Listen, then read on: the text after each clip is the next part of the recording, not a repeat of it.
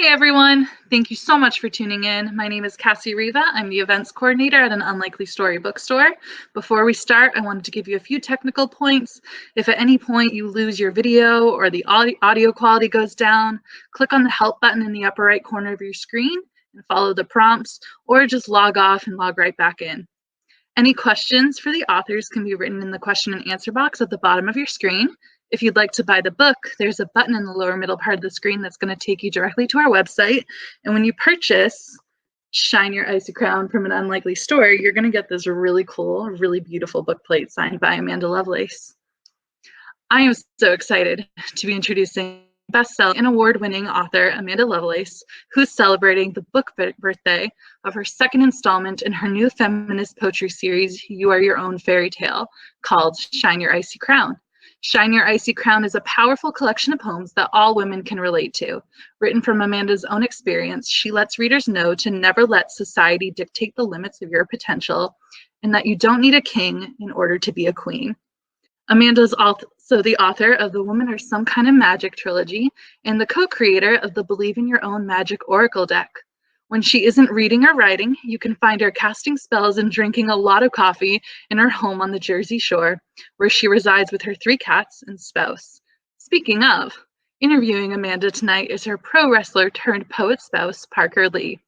Parker is a non-binary poet and storyteller, as well as the author of multiple collections of poetry, including Coffee Days, Whiskey Nights, and Dropkick Romance.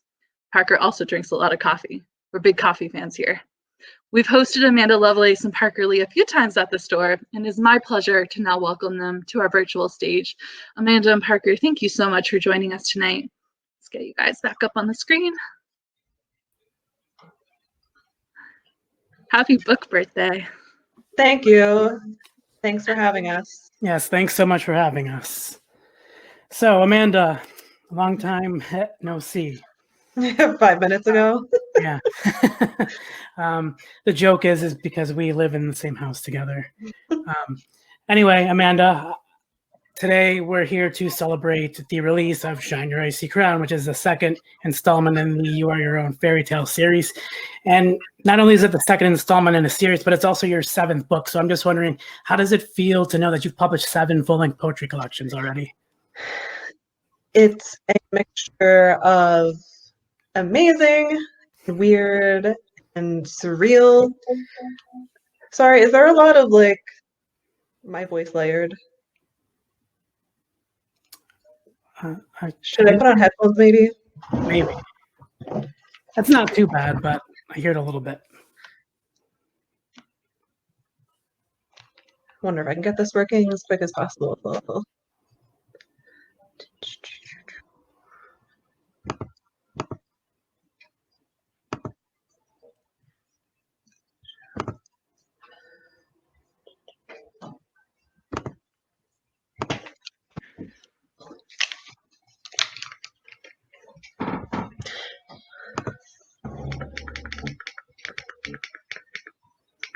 Okay, I think this should be a little bit better.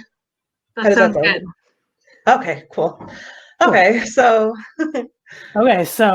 publishing one book in itself is an amazing feat, but like I said, you've published 7, and to publish 7 books, you have to have some, mad work ethic.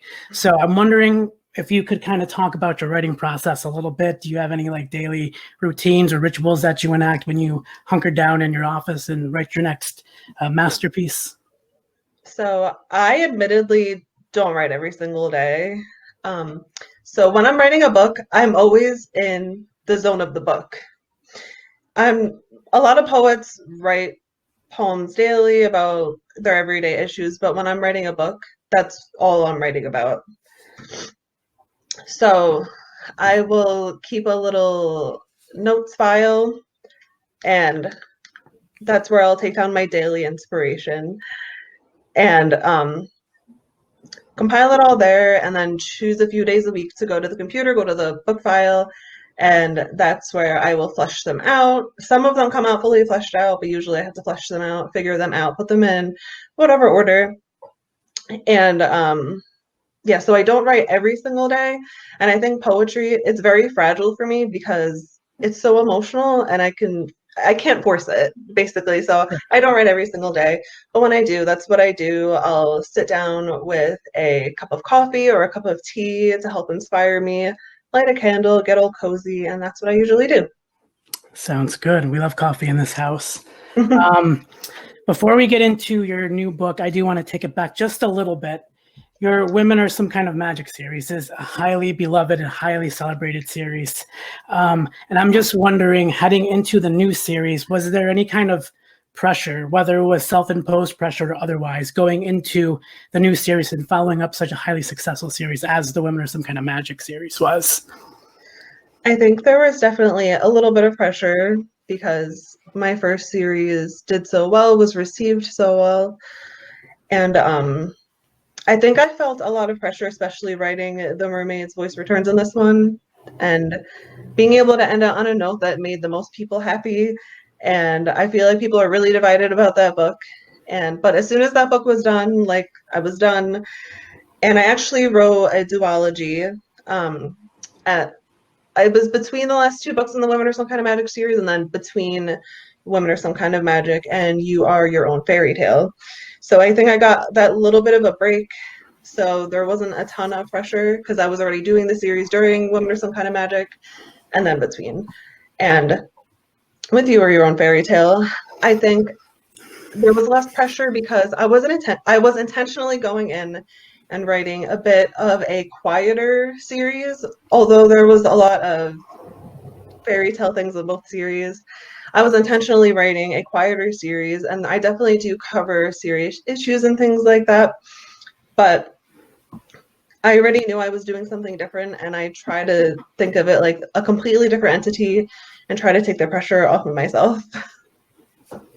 I like that you mentioned the fairy tale aspect as kind of like a link between both series, because that is something that is a common thread between both series. Obviously, they're both very different series, but there is that fairy tale element in both the Women Are Some Kind of Magic and obviously the You Are Your Own Fairy Tale series. So going into this, you kind of really went all in on the fairy tale gimmick. And I'm wondering, how did you come up with the concepts and the ideas and the themes that you did use in this new series? And obviously making it different enough from the last series. Right. So with Women Are Some Kind of Magic, every book wasn't like a defined retelling, except maybe for The Mermaid's Voice Returns in this one. I was a little bit inspired by Tangled, Rapunzel for Princess. With The Witch Doesn't Burn in this one, it wasn't based off of any one fairy tale, more like taking history and warping it and making it like a fantasy thing. And then Mermaids was based on The Little Mermaid. And that was all based on my life. All of it was based on my life. With You Are Your Own Fairy Tale, while it is based on my own experiences, I had always planned to do retellings of very specific tales, or at least taking loose inspiration where it was obvious what I was trying to retell. Sorry, what was the question? How did you come up with the themes and concepts and ideas of the new series? Right. So in this way, it's very different because I was retelling specific tales and not necessarily telling the story of my life. It was more taking fairy tales, modernizing them, making them feminist in a modern way. It's not that they're not already feminist, just making them modern feminism and retelling them in that way with new stories based on the storylines of those tales. And I came up first with the series name, You Are Your Own Fairy Tale. I came up with Break Your Glass Slippers and then tentative titles for the other ones. And I kind of just went with that. It's an adventure every time I start one of the new installments. But I had like base ideas of what I wanted to do. Like with Glass Slippers, I wanted like an anti-Prince Charming kind of tale. With this one, I wanted, if the protagonist is sort of supposed to be like an Elsa type character, I wanted to explore mental illness. I wanted to explore sisterhood.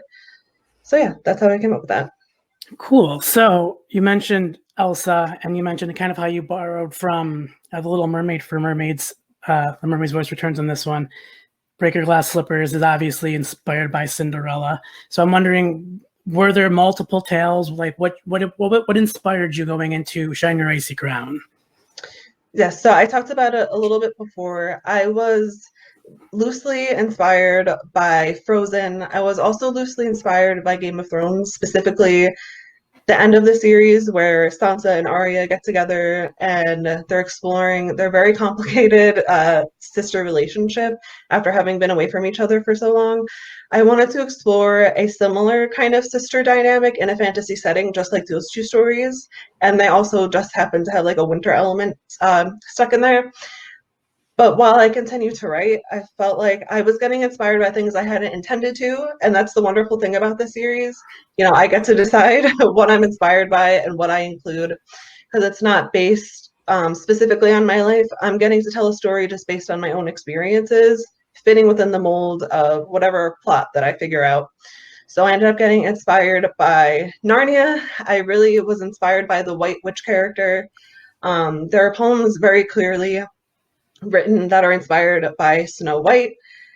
This book was just really creative for me, and I took it in all different kinds of directions, but mainly it's based on Frozen. I absolutely love it. And you touched on the sister aspect, and I did want to dive a little deeper into that because sisterly love and sisterhood in general is like a common theme in your books, like going all the way as far back as The Princess Saves Herself in this one. And you kind of really went all in on the sisterhood with this one. There's this back and forth dynamic between your protagonist, who is the younger sister, and the older sister, who is like this advice giver, similar to the fairy godmother in Break Your Glass Slippers.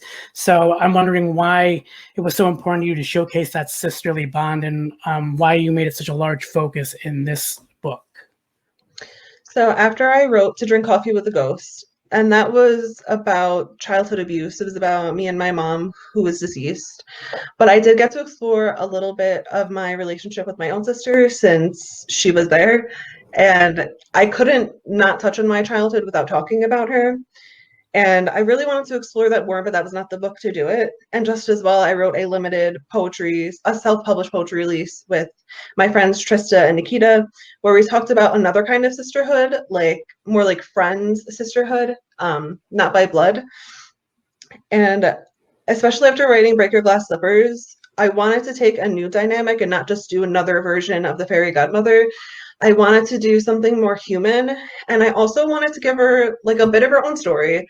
So instead of the fairy godmother, where she's just kind of there and mystical and magical and filled with wisdom, we have a sister who has been through her own trials, has her opinions, and even towards the end of the first section, she gets a bit of her own story, and that was something that I loved exploring. I do really love that you brought up the reality of it, because I think that makes it, even if you don't have a sister, having that realism to it, I think makes it a lot more personal. And I really love what you did with that. Fast forwarding a little bit, this is the second book in the You Are Your Own Fairy Tale series. It's a trilogy, which means there's one more book in this trilogy that is yet to come out. And I'm wondering if you could tell us any juicy little tidbits about the third book in the trilogy. Yes, so the third book in the trilogy should be out, I guess, around this time next year. I haven't gotten an official date, but that's kind of the trend that we're following. I'm not ready to reveal the title just yet, but I will say that it is mainly based on Beauty and the Beast. It is also based on Alice in Wonderland, and that was not something that I had expected, but it just happened naturally. It's about grief. It is about perfectionism. Of course, there's feminism in there. And it's also about queerness, which is something that is very personal to me, and it's not something I've gotten to explore a lot. So this is the perfect chance to do that, and that was always planned. I'm really excited about that one. Before we get to that one, though, you do have another book that's coming out, I believe October of this year. October 5th. Yes, October 5th. The book is called Flower Crowns and Fearsome Things. And I'm wondering if you could talk a little bit about that one, since that's coming up this year. Yes, so like I said, it comes out October 5th. It is a standalone poetry collection, at least right now. I haven't planned to make it into any kind of series. But as a lot of people may know, especially if they follow me on social media, I love Persephone. I love her myths. I love the myth of Hades and Persephone. And I did write a few poems about Hades and Persephone, or mostly just Persephone, and Dragon Hearts, that limited release I talked about before. So I was really inspired by a poem from Dragon Hearts that I wrote. It goes something like, "Who said you can't wear a flower crown and still remain a fearsome thing?" And the title is "Make Persephone Proud." And that is what I went with. That's sort of like the prompt for the whole book. It's exploring the dualities of femininity in a modern way. It's about making Persephone proud by honoring your anger, honoring your sadness, everything, you know, honoring every part of you. And there is a bit of a Hades Persephone retelling in there, but it's more looking at just like modern femininity. I love it. It sounds so awesome. I can't wait to read it. Let's see. So not only have you published 7 books, but somewhere in between all of that, you found the time, or rather made the time, to co-create an oracle deck, the Believe in Your Own Magic oracle deck, which is an amazing deck, by the way. I'm wondering if you could talk a little bit about that. How did the idea come up? What was the process like? How is it maybe a little similar or different to creating a poetry collection? So it kind of happened by accident. I was having a meeting with my publisher, and we were talking about some ideas to promote the last book in the Women or some kind of magic trilogy. And I had brought up the idea of doing a pre-order campaign and maybe doing like a set of 3 tarot cards inspired by the series, you know, like a queen card, a witch card, a mermaid card. And my publisher was like, "That's cool, but what if we did like an actual tarot deck?" And I was like, "That would be amazing. I love tarot." But as the process sort of went on, I realized that because tarot is such like a strict system, there's a major arcana, there's a minor arcana, and all of that. I was feeling restricted. So along the way, me and my editor decided it might be better to be an oracle deck, because an oracle deck, you make the rules. You can make different groups, like the major and minor arcana, but like you get to decide what it is. You decide the imagery, you decide the meanings and everything like that. So it kind of just happened naturally because, you know, with oracle decks, there's usually some kind of story told within them, even if it's not too obvious. And I already had stories to base it on. So I made 3 different groups of cards: princess, witch, and mermaid cards. And they all just basically follow the storyline of my books in one way or another. And I really think that poetry translates into oracle decks and tarot decks even perfectly, because they're already, at least in a modern sense, you know, exploring emotions and giving guidance based on those emotions. And it was a seamless experience for me, a very creative experience for me. You know, I did the art descriptions, I wrote the guidebook, I planned the whole thing. And it was just very creative for me. And I would say that I definitely had an easier time doing my oracle deck than maybe someone doing it with like a fresh, clean slate would, because I had something completely to base it on. So yeah, that's how that went. Awesome. I love to hear it. And you did mention the idea of a tarot deck. So is there any chance that maybe sometime in the future we might see a full tarot deck from you? I personally would love to make a 78 card tarot deck based on the Rider-Waite deck. I don't know if it would be based on Women or some kind of magic or anything like that. I'm not currently signed for a deck, but I would love to be. But even if I were, it would probably take a little while. The Oracle deck, it was so hard not to talk about it online. We had it going for like over a year. I didn't get to announce it because the art takes so much time, and for a good reason. Janina did such an amazing job. But yeah, I will personally love to do a 78 card tarot deck. I would love to have it in my collection, my ever-growing collection. I guess my last question is, can you read us some poems from Shine Your Icy Crown?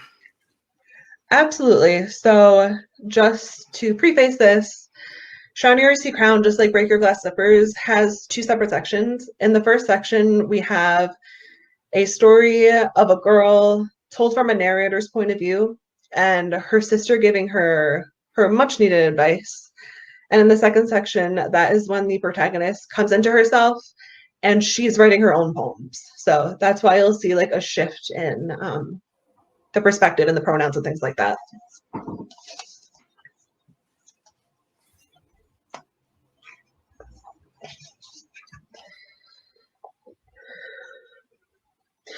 When she daydreams, she's never sitting beside the one who rules. No, she's always the one who does the ruling. Along the way, someone comes up to her and tells her that women aren't mighty enough to do it all on their own. Just like that, all her hopes crack and splinter, and she never sees the world the same way again. Titled Patriarchy. Big Sister says, when other people choose not to believe in your magic, you must take it upon yourself to believe in your own magic. There will be no greater satisfaction than proving them wrong.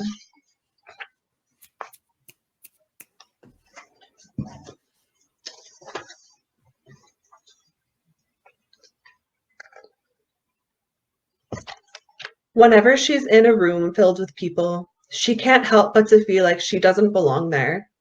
Most of the time, she doesn't think she has anything worthwhile to say, so she stays in the corner and keeps to herself. If she ever does muster up the courage to speak her mind, either nobody bothers to hear her, or they talk right over her. They were always louder, always much more confident than she. Titled Wallflower. Big Sister says, don't you dare undervalue yourself. Don't you dare become smaller to make room for others. Don't you dare shrink back into the shadows. Don't you dare wither while everyone else blooms. Here is an indisputable fact. You matter.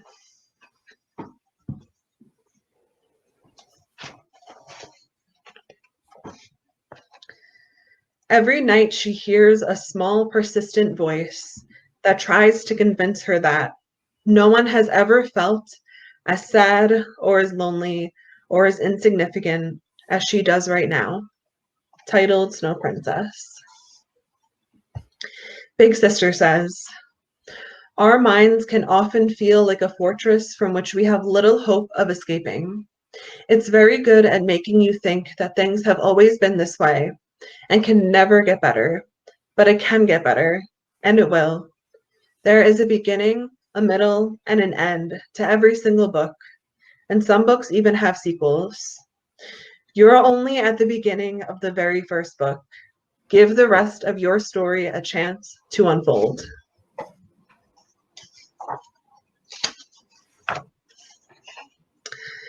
The more boys she kisses, the more she realizes that she has much more interesting things to do.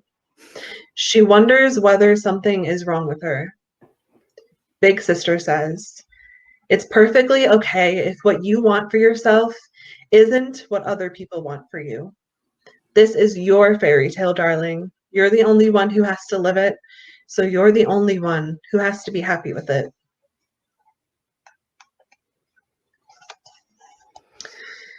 They open doors for her. They pull out seats for her. They pay for her dinner. They give her their jackets when she forgets her own. Proudly, they claim it's all in the name of being a so-called gentleman, but she can't help but feel like they don't think she's capable. There isn't a single thing she can't do for herself. Big Sister says, you are your own empress. You are your own high priestess. You are your own goddess. Your independence will intimidate some. It may even offend others. Let it. That's their own problem, not yours.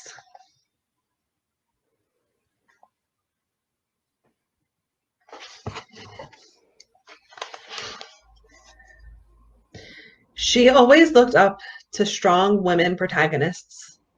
That is until the day she finally realized that she is the strong woman protagonist. Determined is she to weave an even better tale, taking the pen back.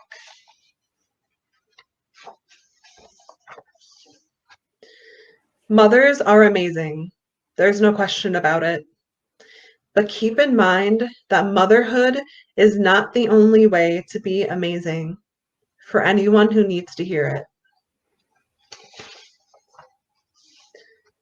Even though I know you can, you need not take on everything at once. Show yourself some kindness. Take off your armor. Put away your sword. Lay each of your arrows down. I promise it can wait until tomorrow. It's time to rest.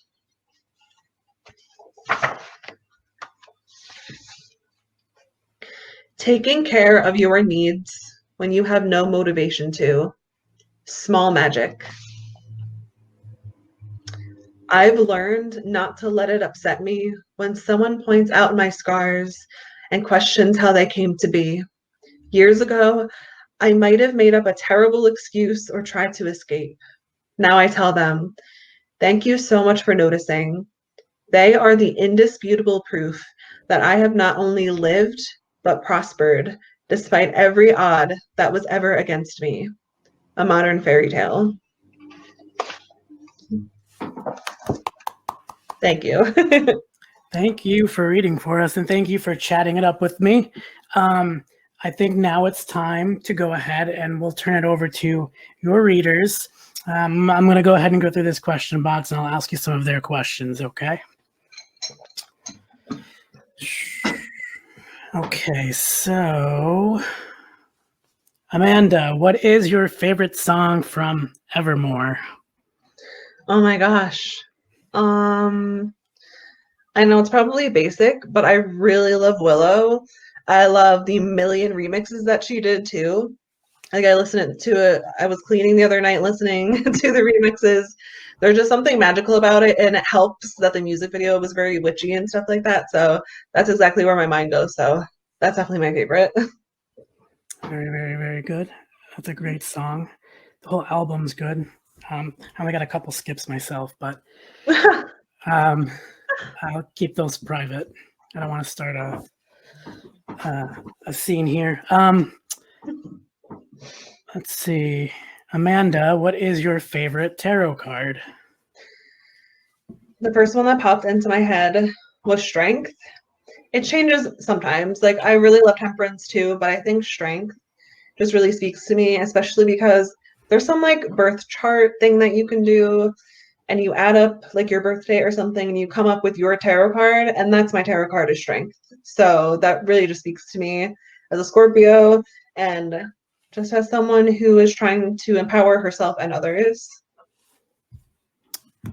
Very nice. Okay. Hi, Amanda. You have been an idol since we became mutuals on Tumblr way back. Wow. I was just wondering, what is your favorite saying or quote, etc.? Huh. Well, I guess it helps that I have a tattoo with a quote in it. I have a quote from Libba Bray's Gemma Doyle trilogy. It came from the first book, A Great and Terrible Beauty. It goes, I change the world changes me. And honestly, as I've grown older, that just becomes more true and true, especially as I continue to write books, which I had no idea I was going to do. And, you know, some people tell me that I have changed their life and they change mine back. So I really think that is fitting. It's almost like foretold my future. Amanda, and I'm actually upset with myself for not even thinking to ask this myself, but what can you tell us about Everybody Shines? Okay, so I've been in my poetry mode. Now I need to get into short story mode. So Everybody Shines is a YA anthology. I believe it's coming out on May 11th, but correct me if I'm wrong. And all of the beautiful, wonderful short stories are all about fat kids. And it's basically the book that we all wanted to read when we were younger, especially, you know, it wasn't until recently where there was a lot of fat representation that was positive, and that is what we strive to do. So I decided to write a fantasy short story. It was actually also inspired by Game of Thrones. I had actually not been caught up with Game of Thrones until the last season. I like missed a few seasons and caught up, and I actually wrote Icy Crown and the short story around the same time. So I guess it just happened that way. I was very inspired by, it was like episode 4 of the last season, where they accidentally left some Starbucks or coffee cup on the table. And I love the idea of this like medieval setting with a modern coffee cup sitting there. So I decided to craft a fantasy story like that, where there's a mixture of modern things, medieval things. And I just kind of went from there. The dedication is so funny. My question, do you remember the dedication word for word off the top of your head? It was like dedicated to the Starbucks cup in Game of Thrones, season 8, episode 4. It was so funny. Okay, next question. Amanda, I remember a while ago on Twitter you mentioned you listened to a lot of Taylor Swift and Lorde while working on your work in progress. Did any of their songs inspire poems in this book? I would say not so much Shine Your Icy Crown, more so Flower Crowns, which I'm a little bit in the future right now. That's coming out in October. But one of the #1 songs that inspired me as I wrote that book was Mad Woman, because, you know, I'm exploring that duality. I'm exploring softness and anger. And the anger part, like, was definitely inspired by that song and that idea of female rage. But for Shine Your Icy Crown, I don't think I was particularly inspired by Taylor or Lorde that I can remember. But yeah, Flower Crowns definitely. Okay. Let's see here. This one's to me. Have I thought about making an oracle deck? I have not. I don't know if that's necessarily my forte. I'm just kind of recently getting into like tarot and spirituality and all that stuff. So I think I've got a long way to go on my own spiritual journey before I even consider making a deck like that. And then another one for me. When is my next book coming out? I actually am not currently contracted for another book. My most recent book, Coffee Days, Whiskey Nights, just came out September of 2020. And I guess we're just kind of waiting to see how it does. There's been discussions about another book, but we haven't like finalized anything. I'm really interested in exploring that day-night gimmick that I have in Coffee Days, Whiskey Nights a little bit more. If we do another book, it may not come out until 2022, but it all really depends on, you know, how Coffee Days, Whiskey Nights does and how fast I can get to work on another book. Exciting. Thank you. Amanda, who is your favorite princess? That's a lot. So probably I'll go with Rapunzel, because I mean, she inspired the very first book that started everything. And I mean, I love so many fictional and real princesses, but that's the first one that came to mind, so I'm just going to go with it. Okay. Question is, Parker and Amanda, favorite poet of all time? You go first. The first thing that popped in my mind, I'm just going with my intuition tonight. Emily Dickinson. I knew you were going to say that. That's my intuition. I said I knew you were going to say that. Yeah, definitely Emily Dickinson. But in terms of like a modern poet, either Ruby Kaur or Nikita Gill or Parker Lee. Oh, thank you. Obviously, Amanda. For me, I'm a big fan of Edgar Allan Poe. I don't think that's any secret. I'm a big goth kid at heart. Langston Hughes is great. I love Andrea Gibson. I'm drawing a blank now. Just gonna end it there. Okay, next question is, hi Amanda, I love your poetry books and have been writing poetry myself for some time. Any advice for someone who wants to publish a poetry book and how to get started? I think my advice always has to do with staying true to your voice. I feel like there's a lot of pressure to write certain kinds of poetry to appeal to certain kinds of audiences, to write love poetry. And I feel like, you know, love poetry is definitely prevalent and it's important and people love it. But like me, I hardly ever do. And, you know, I've created a platform for myself and success for myself. And I believe that everyone can, staying true to their voice, not giving into that pressure that you have to be a certain kind of writer or write a certain kind of poem, and to take time to really nurture that voice, explore that voice, build that voice, and know that there is no rush. You have forever to write a book. I just want to piggyback off of that and just reiterate the whole idea of staying true to yourself, because like she said, there's a lot of pressure to write certain ways. You might feel like you have to write a certain style in order to make it. And that's not necessarily true. I think honesty in your writing is one of the most important things you could give to yourself and to the people, your audience, your readers. Because I think people can tell when you're being inauthentic. So I think it's very important to stay true to yourself, true to your own truths, and write as honestly as you can. Agreed. Okay, Amanda, what is your favorite crystal? I'm literally sitting here right now with an amethyst crystal because I have been very nervous about this event. So definitely amethyst, but I also have a moonstone ring. I love moonstones, and I also love, I'm pulling crystals out. And then rainbow fluorite. I love all three of these crystals. They're all my favorite, but amethyst is pretty much like my old friend. Like, will always be my favorite. Was my first favorite and continues to be. Okay, this one's, you're gonna have to put a little thought into this one. It's Amanda, if you could change one thing in the world, what would it be? There's so many things to change.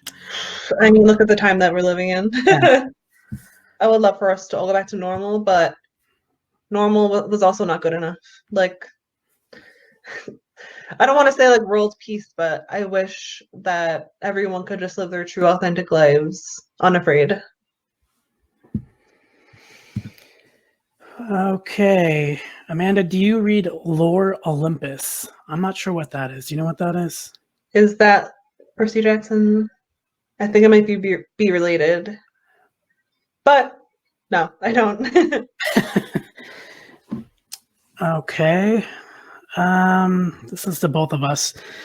Finding spoken word poetry on Tumblr was how I got pulled into modern poetry. What poet / genre / style launched you into the world of reading and writing poetry? Do you want to start, or do you want me to start? You can start. Okay, so for me, I've always kind of just dabbled in poetry just the tiniest bit. I was never really super serious about it. It was just something I would post on like my live journal or my Tumblr on the rarest of occasions. But it was kind of like everything falling into place at the same time. A lot of things happened at once. I started taking a creative writing class in college, and the first half of it was dedicated to like fiction, short stories and that kind of thing. And then the second half of the class was poetry. And that's when I really started falling in love with it, because we were reading stuff that like when you're in like K through 12, you're reading a lot of stuff from old poets, from poets of the past, that a lot of time, especially when you're that young, you have to sit there and decipher it. So we were reading a lot of modern stuff, a lot of current poets, and I just absolutely fell in love with it. And then I fell in love with writing it. And my professor was very positive about my work. And then around the same time, Amanda was suggesting me modern poetry books to pick up. So I was reading those. And then she told me that she was writing her own book. So like it went from like genuinely developing this love into being super inspired by my own wife, who was writing her own book. And it was a whole lot of things at once. Yeah, and for me, like, I always loved reading. I love fantasy. That's pretty much all I read, except for like some like adult thrillers and things like that. But it's always been my favorite, fantasy, fairy tale. And I always felt like I really couldn't write it. I was like, I don't think I could ever sit down and fully flesh out a novel. Like, I don't think that's something that I could do. Like, I sit down and there's just a blank page. But then I read Rupi Kaur's Milk and Honey, and I was like, she does something so simple and beautiful, sometimes in 4 words. And she really inspired me to continue to write poetry. We had already been writing, you and I, Tumblr poetry, but to see Rupi do that in a way that told a story too, like that was just fascinating to me. And she was definitely one of my number one inspirations going in, aside from like the Tumblr poetry community, coupled with the idea that I love stories and fairy tales and fantasy. Very nice. Amanda and Parker, do you have favorites of each other's books? Coffee days, whiskey nights, for sure. I think I love all of them, but To Make Monsters Out of Girls, I think, is one that really stands out to me. And I think it's a lot of things that I think make me feel that way. Because if I may take a little bit of a history lesson here, you had started publishing this book on, what was it called? What's that site? Wattpad. So you had just put Princess out, and you were writing this on Wattpad, I believe, if that's what the timeline is correct. And I just really loved it. I don't know how to explain it. I was just like obsessed with this free poetry book that you were putting on Wattpad little by little. And then you got picked up and you took it off of Wattpad. And then I kept trying to, I was telling you, like, you should put it out again. You should put it out again. And there were I did not believe that I could at all. and there were opportunities, and then it just didn't work out. And then it eventually came back around full circle. It got expanded on. It got these beautiful illustrations, and it was just amazing. And I really love it. I love the writing style, because I think it's still you, but it's a little slightly different in terms of style. I don't know how to explain it, but I really, really love that one. Thanks. Yeah, I definitely went for like a more gritty, almost like an anti-Twilight approach. Like, no, I'm not in love with the sparkling vampire. I mean, I was, but he's not like Edward. You know, this is real, an abusive, toxic relationship. And I really, really drove it home with that monster theme. Very good. I love it. The next question is, have you read Legend Born by Tracy Deonn yet? It's amazing. No, I haven't, but I think today someone actually recommended it to me. I put a little poll up saying, you know, what should I read next? And someone, I don't think they voted in the poll, they just said, read this. And I'm seeing in the chat someone said anti-Twilight. I just want to make it clear, I love Twilight. I do. And I just think there's so many different ways that you can explore it. I mean, even with Break Your Glass Slippers, it was an anti-Prince Charming story, even though I love Cinderella and I love that story. I'm just a lover of stories, so I do love Twilight. That's just kind of the concept that I went with that book. We have some clarification here. Alex says that Lore Olympus is a webcomic about Hades and Persephone. Oh, okay, yeah. After I said the Percy Jackson thing, I was like, wait, no, I don't think so. No, I haven't. I actually, especially because I knew I would be writing this book, Flower Crowns and Fearsome Things, that's coming out in October. I didn't really want to read or watch any Persephone or Persephone and Hades type things, because I wanted my inspiration to be my own. I didn't want to like get inspired by other retellings, though I'm sure they're amazing. I really just wanted to write something true to me. Okay. Sorry. For both of us, how do we inspire each other in our work? Is that Maki? Yes. My cat's crying at the door. What was the question? How do we inspire each other in our work? I mean, we literally help each other write each other's books.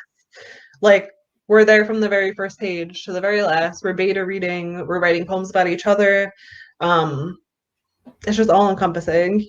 Yeah, I mean, I don't think I can even really expand on that too much. And I'll just reiterate what I said. There was like this point where she told me she was working on a poetry book, and then she self-published it, and then she got picked up. And that was really inspiring to me to go ahead and pursue this dream. Like, she's always an inspiration to me. Thanks. Of course. Next question. I think this may be the last one. Which is better, virtual or physical book tours? I actually just explained this. I did an interview with Read Poetry yesterday. I don't particularly prefer one to the other, though I will say, like, with these kind of events, you can reach more readers, and that's always amazing. Like, there's people here from different countries. A lot of people wouldn't be able to make it to Massachusetts or the stores to be able to see me speak and to ask me questions. And even with this event specifically, I could offer signed book play copies, can't personalize them. So there's definitely pros and cons, but I don't know. I don't really prefer one over the other. Yeah, I agree. In-person events, they're great. It's great to meet people one-on-one. Yeah, for sure. I'm super socially anxious, so like I do get a little awkward in those situations. But I wouldn't trade them for the world. But like being able to interact with all of you from all over the world is, you can't really beat that either. And that is our last question. So first off, I just want to thank all of you for coming. And Amanda, I'm wondering if you have any parting words for your dear readers. Yes, thank you for coming. It means everything to me that you come and hear me read and ask me questions. I hope if you haven't already that you will pick up a copy of Shine Your Icy Crown. You don't need to have read any of my other books. There's Mucky. You don't have to read any of my other books to read this. They might be in a series, but they're more like companions than sequels. So yeah, thank you so much for coming and hearing me read. Thank you guys so much. This was so great. And your cat is so fluffy.